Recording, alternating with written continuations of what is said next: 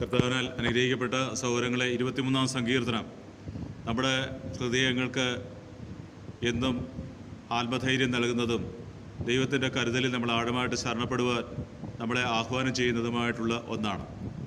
നമ്മൾ കാണുന്നുണ്ട്, വിശുദ്ധനായ പത്രോസ്ലീഹ തൻ്റെ ജീവിതത്തിൻ്റെ ഒരു പ്രത്യേക ദശാസന്ധിയിൽ വീണ്ടും വള്ളവും വലയും ഒക്കെ തേടി കടന്ന് പോകുമ്പോൾ അവരെ നോക്കി തിബേരിയാസ് കടത്തീരത്ത് പ്രാകാരത്ത് നിൽക്കുന്ന കർത്താവിനെ നമ്മൾ കാണുന്നു. അവിടെ കർത്താവ് വീണ്ടും ചോദിക്കുന്ന ഒരു ചോദ്യം അതാണ്: നീ എന്നെ സ്നേഹിക്കുന്നുവോ? സ്നേഹിക്കുമ്പോഴാണ് ദൈവം തമ്പുരാൻ തൻ്റെ ആടുകളെ അവരെ മേയ്ക്കുവാൻ തക്കവണ്ണം ഇടയനെ രൂപപ്പെടുത്തിയെടുക്കുന്നത്.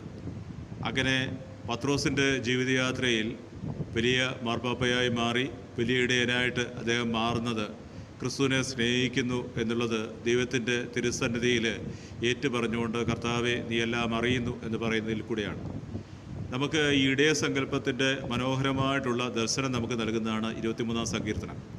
നമ്മുടെ പൂർവ്വകാലത്ത് പിതാക്കന്മാരെല്ലാം പാടി പ്രാർത്ഥിച്ചിരുന്ന നല്ലിടയനാം യഹോവ എൻ്റെ പാലകൻ എന്നുള്ള ആത്മഭാവം നിറയുന്ന ജീവിതത്തെ മുഴുവൻ പുതിയ ആത്മീയ തലങ്ങളിലേക്ക് ഉയർത്തുന്ന വലിയ ഒരു പ്രഖ്യാപനമാണ് 23-ാം സങ്കീർത്തനം എന്നുള്ളത്. ആദ്യത്തെ വചനം കർത്താവാണ് എൻ്റെ ഇടയൻ, എനിക്കൊന്നിനും കുറവുണ്ടാവുകയില്ല എന്നുള്ളതാണ്.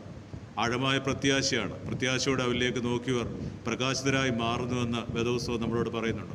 കർത്താവിലേക്ക് നോക്കി നമ്മൾ പ്രകാശിതരാകുക എന്നുള്ളതാണ് ഏറ്റവും കാമ്യമായിട്ടുള്ള കാര്യം. ഇവിടെ നോക്കുക, പച്ചയായ പുൽത്തകിടിയിൽ അവിടെ നിന്ന് എനിക്ക് വിശ്രമം വരരുത്.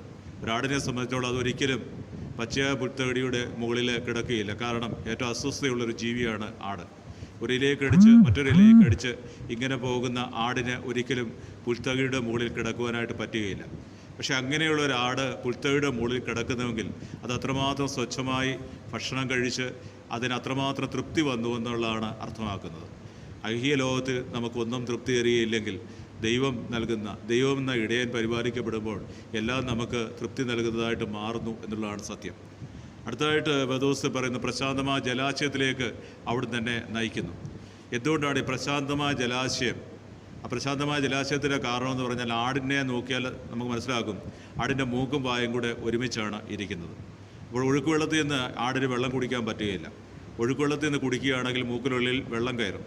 അപ്പോൾ അതുകൊണ്ട് ആടിന് വേണ്ടി ഇടയൻ പാടുപെടുന്നുണ്ട്.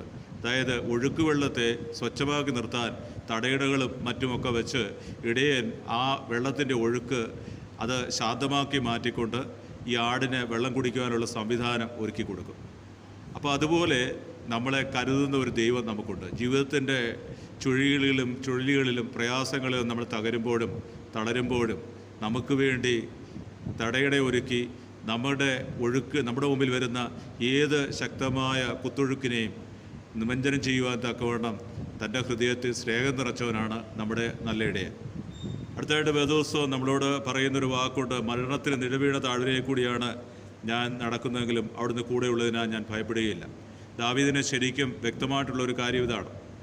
സാവൂള് ഈ ദാവീദിനോടുള്ള വൈരാഗ്യ നിമിത്തം പല പ്രാവശ്യം അദ്ദേഹത്തെ കൊല്ലുവാനായിട്ട് ശ്രമിക്കുന്നുണ്ട്. ഒരിക്കൽ അദ്ദേഹം ഭക്ഷണത്തിലിരിക്കുമ്പോൾ കുന്തമെടുത്ത് എറിയുമ്പോൾ അദ്ദേഹത്തിൻ്റെ ശരീരത്തിൽ ചെറിയൊരു ചലനം ഉണ്ടായതുകൊണ്ട് മാത്രമാണ് അത് ചുമരിൽ പതിച്ച് അദ്ദേഹം മരണപത്രത്തിൽ നിന്ന് രക്ഷപ്പെട്ടത്. അതുപോലെ തന്നെ അദ്ദേഹത്തെ കൊല്ലുവാനായിട്ട് പിന്നോക്കം പാഞ്ഞു നടക്കുന്ന സാവൂളിനെ നമ്മൾ കാണുന്നുണ്ട്. അപ്പോൾ അവിടെയെല്ലാം ദൈവം തന്നെ കരുതിയ വഴികളെ സങ്കീർത്തകന് വ്യക്തമായിട്ടറിയാം. അതുകൊണ്ടാണ് അദ്ദേഹം പറയുന്നത്, മരണത്തിന് നിഴവീണ താഴ്വരയിൽ കൂടെ ഞാൻ കടന്നുപോയാലും ഞാൻ ഭയപ്പെടുകയില്ല എന്ന് പറയുന്നത്. അടുത്തായിട്ട് പറയുന്നു, അങ്ങയുടെ ഊന്നുവടിയും ദണ്ടും എനിക്ക് ഉറപ്പേകുന്നു. ഊന്നുവടി എന്ന് പറഞ്ഞാൽ ഒരു വളഞ്ഞ കൊമ്പാണ്, വളഞ്ഞ വടിയാണ്. അത് ഉയരങ്ങളിലുള്ള ഭക്ഷണം ഈ ആടിന് കൊടുക്കാൻ തക്കവണ്ണം ഇലച്ചാർത്തുകളൊക്കെയും താഴേക്ക് വളച്ച് ഒടിച്ചെടുക്കുവാനായിട്ട് ഉപയോഗിക്കുന്നു. അതോടൊപ്പം ദണ്ട് എന്ന് പറയുന്നത് ശത്രുക്കളായിട്ടുള്ള മൃഗങ്ങൾ വരുമ്പോൾ കൈകളിൽ കരുതിയിരിക്കുന്ന മറ്റൊരിതാണ്. അതിൻ്റെ അഗ്രഭാഗത്ത് എന്തെങ്കിലും കട്ടിയുള്ള ലോഹം കൊണ്ട് നിർമ്മിതമായിരിക്കും. അപ്പോൾ അത് വെച്ച് എറിഞ്ഞാലുടനെ ശത്രു അവിടെ പരാജയപ്പെടും. അപ്പോൾ ഒരു സമയം തന്നെ ഒരു ജീവിതത്തിൻ്റെ പശ്ചാത്തലത്തിൽ ഭക്ഷണം കൊടുക്കുമ്പോൾ തന്നെ ശത്രുവിനെ തുരത്തുവാനുള്ള ശക്തിയും ഇടയൻ്റെ കയ്യിൽ ഉണ്ട്. നമ്മുടെ ജീവിതയാത്രയിൽ നമ്മളെപ്പോഴും ഓർക്കേണ്ടത്, നമ്മുടെ കുടുംബങ്ങൾക്ക് യേശുക്രിസ്തു നായകനായി നാഥനായിട്ട് വരുമ്പോൾ നമുക്ക് മുമ്പിൽ ഈ ഒരു ഇടയൻ്റെ വലിയ സ്നേഹം നമ്മൾ തിരിച്ചറിയുന്നു. ആടുകൾക്ക് വേണ്ടി ജീവൻ നൽകുന്നവനാണ് നമ്മുടെ കർത്താവായ ഈശോ. അടുത്തായിട്ട് പറയുന്നു, എൻ്റെ ശത്രുക്കളുടെ മുമ്പിൽ അവിടുന്ന് എനിക്ക് വിരുന്നൊരുക്കുന്നു. നമുക്കറിയാം, ആട്ടിൻകൂട്ടമായാലും മനുഷ്യൻ്റെ കൂട്ടമായാലും ദുർബലരായുള്ളവരെയാണ് എപ്പോഴും ആക്രമിക്കാനായിട്ട് എപ്പോഴും തുനിയുന്നത്. അപ്പോൾ അങ്ങനെ ആകുമ്പോൾ ദുർബലരായിട്ടുള്ളവർ ആക്രമിക്കപ്പെടുമ്പോൾ ആടുകളുടെ ഇടയിലെ ശക്തി കുറഞ്ഞ ആടിനെ എല്ലാവരും ഇടിച്ച് താഴെയിടുമ്പോൾ ഇടയന് അതിനെ കളഞ്ഞിട്ട് പോകാനായിട്ട് പറ്റുകയില്ല. ഇടയൻ ആ ആടിനെ തോളിലെടുക്കും. ആ തോളിലെടുക്കുന്ന ആടിന് കിട്ടുന്ന ഭാഗ്യം എന്താണ്? ഇടിയേറ്റ ആടാണ് ഇടയൻ്റെ തോളിൽ കയറുന്നത്.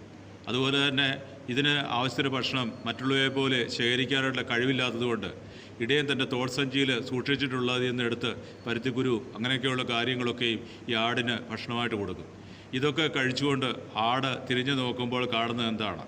ഇടയൻ്റെ തോളിലിരുന്നു കൊണ്ട് ഇടയൻ്റെ കവിളിൽ ഉമ്മ കൊടുക്കുന്ന ആട് പുറകിലേക്കൊന്ന് തിരിഞ്ഞു നോക്കുമ്പോൾ കാണുന്നത് ഇടിച്ച ആടുകളെല്ലാം പുറകെ വെയിലും കൊണ്ട് ക്ഷീണിച്ച് അവശരായി നടന്നു വരുന്നതാണ്. അതായത് ദൈവം നമുക്ക് പക്ഷമെങ്കിൽ ഒരു സൈന്യം തന്നെ പാളയമടിച്ചാലും കുലുങ്ങയില്ല എന്നുള്ള സങ്കീർത്തകൻ്റെ ആത്മവിശ്വാസം. ജീവിതയാത്രയിൽ പ്രിയപ്പെട്ട ദൈവവേദിലെ നീ തകർക്കപ്പെട്ടവനാണോ? നിന്റെ വീട്ടുകാർക്ക് വേണ്ടായോ? നിന്റെ നാട്ടുകാർക്ക് വേണ്ടായോ? ആർക്കും വേണ്ടാത്തവരാണ് നീയെങ്കിൽ നീ സങ്കടപ്പെടുകയും ഭാരപ്പെടുകയും വേണ്ട. നീ ഇടയൻ്റെ തോളിലേറിയ കുഞ്ഞാടാണ്. നിനക്ക് ലഭിക്കുന്ന അനുഗ്രഹം എന്ന് പറയുന്നത് ഇടയൻ്റെ കവിളിൽ ചുംബിക്കാനായിട്ടുള്ള അനുഗ്രഹമാണ്.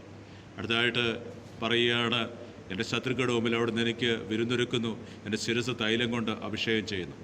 നമ്മൾ ഇടയൻ ചെയ്യുന്ന ഒരു കാര്യമുണ്ട്.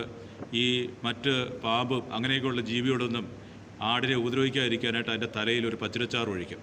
ആ പച്ചിലച്ചാറ് ഒഴിച്ചു കഴിഞ്ഞാൽ ഉടൻ തന്നെ അതിൻ്റെ ഗന്ധം അടിക്കുമ്പോൾ